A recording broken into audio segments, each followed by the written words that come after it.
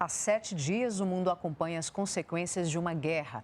Desde quinta-feira da semana passada, quando a Rússia invadiu a Ucrânia, pelo menos 3 regiões foram tomadas pelos russos. E a gente mostra agora para você que regiões são essas. A gente vai aqui no mapa a partir de agora, começando aqui. A primeira região foi aqui no leste do país, com destaque para Luhansk e Donetsk, as duas regiões separatistas. O sul do país também foi conquistado, essa região aqui, bem ao norte da Crimeia. Lembrando que a Crimeia voltou a fazer parte da Rússia em 2014. E a terceira região ocupada, essa em vermelho aqui, bem ao norte do país, por sinal, próximo aqui da capital, Kiev. Nesse 7º dia de conflitos, a Rússia intensificou os ataques. Cidades importantes como a própria Kiev e também Kharkiv voltaram a ser bombardeadas hoje. A Ucrânia diz que 2.000 civis foram mortos até agora e, segundo as Nações Unidas, mais de 800 mil pessoas deixaram o país.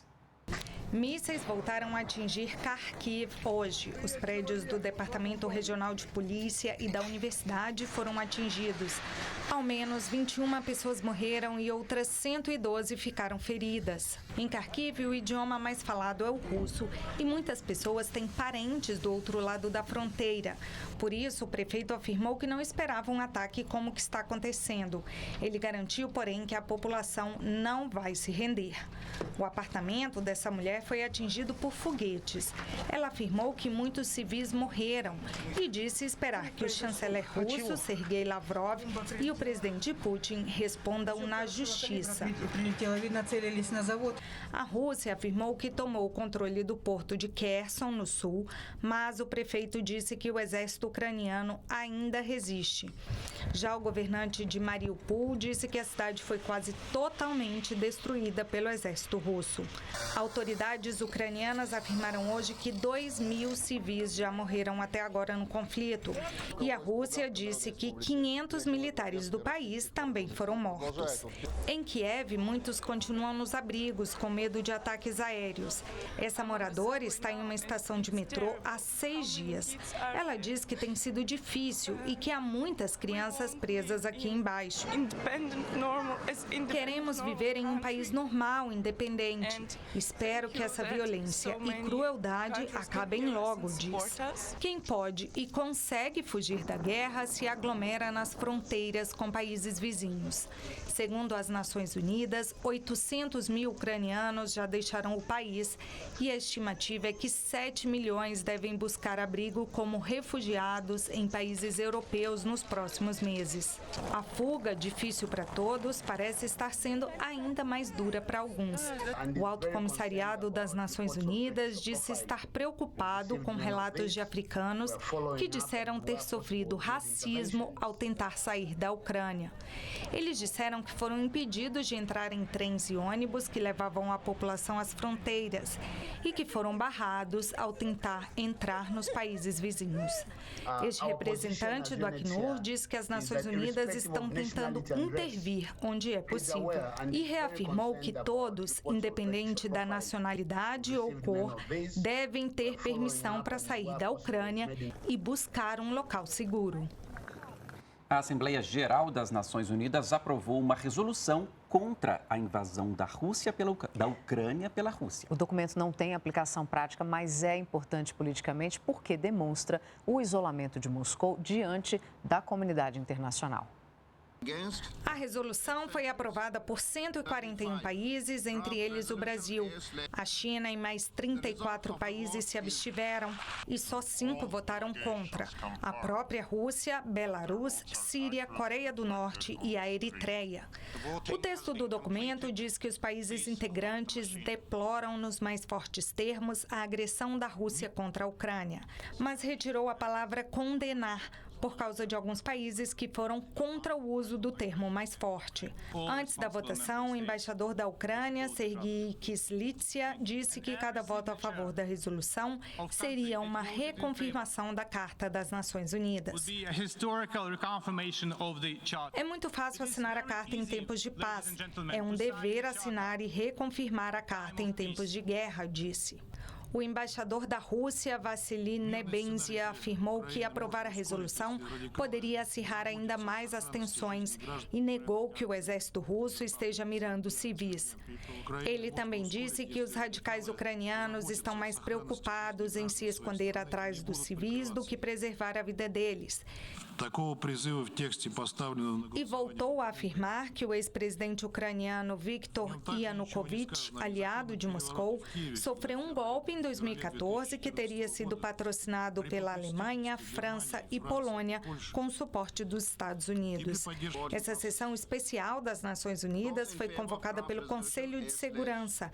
É apenas a 7ª vez que algo assim acontece desde a criação da ONU.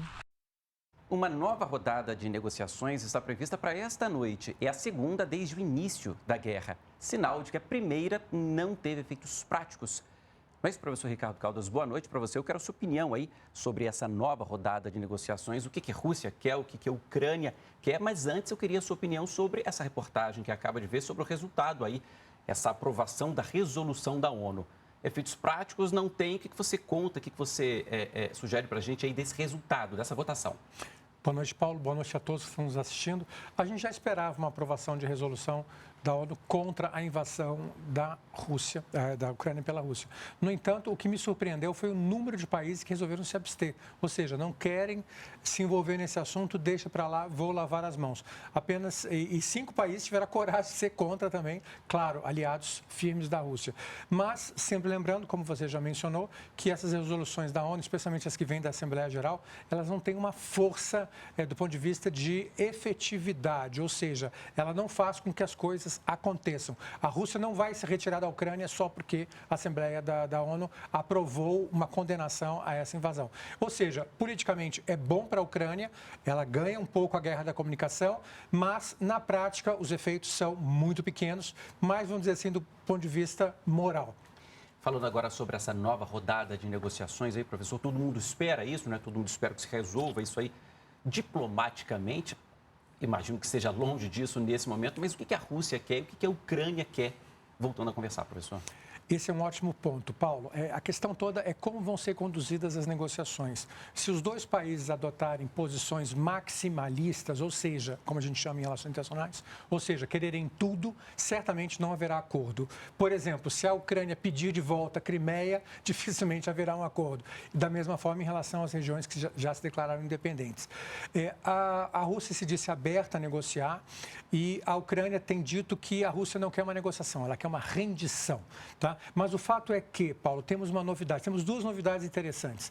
Primeiro, temos um bilionário russo, né, Abramovich, que é o dono do Chelsea, que está querendo vender. Ele está pressionando, muito próximo de Putin, ele está pressionando por um acordo, até porque o patrimônio dele também está ameaçado com todas essas sanções. E a outra novidade negativa, então essa foi a positiva, a negativa, mas que pode contribuir para as negociações, é que o rublo está perdendo muito valor. Está havendo uma onda de saques na Rússia, o rublo perdeu mais de 30% do seu valor, e com isso o Putin pode se sentir pressionado a resolver a questão doméstica, que eu diria que o efeito tem sido mais do ponto de vista doméstico do que as sanções internacionais. Então, esse ponto é importante, Paulo. Professor, agora a gente vai a São Paulo, porque a Vanessa Casalino também conversa aqui com a gente. Oi, Vanessa, boa noite. Paulo, boa noite a você, ao professor, boa noite a todos. Bom, professor, o senhor mencionou um aspecto que parece importante agora, esse apoio interno. Esses oligarcas russos, então, estão perdendo dinheiro agora. Eles não podem, de fato, pressionar e auxiliar nessas negociações. A Rússia continuou hoje atuando muito firme sobre o território ucraniano. Então, a pergunta é a seguinte: o que é que sobra na negociação desse cessar-fogo e corredores humanitários? Eles têm de estar em pauta nessa negociação também? Essa é uma ótima questão, só que a Rússia não está muito preocupada com questões humanitárias. Essa que é a verdade nua e crua, tá certo?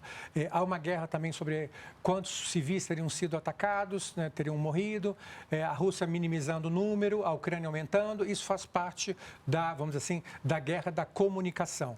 Agora, essa questão que você levantou é importante, a questão dos amigos do Putin, que são bilionários, né, sendo que ele só tem amigos bilionários que não querem concorrer à presidência. Os que querem deixaram de ser amigo deles naturalmente. Mas isso é importante para pressionar pelas negociações. E também a questão que eu sempre ressalto muito aqui, eu acho que é importante a gente mencionar, é que nenhum dos dois lados tem interesse numa guerra longa, né? A guerra longa é ruim para a Rússia e é ruim para a Ucrânia. Eu acredito numa solução moderada se sairmos daquela posição maximalista e as pessoas adotarem posições realistas, ou seja, minimizarem as suas expectativas, ou seja, a Ucrânia tem insistido muito, com razão, num cessar-fogo, você não pode negociar no meio de mísseis balísticos caindo na sua cidade, mas ela vai ter que aceitar que ela vai perder território. Dificilmente ela vai manter a mesma linha territorial de antes da guerra. Aqui, professor, muito obrigado pelas informações. Eu também agradeço a Vanessa Casalino, lá em São Paulo. Obrigado, Vanessa.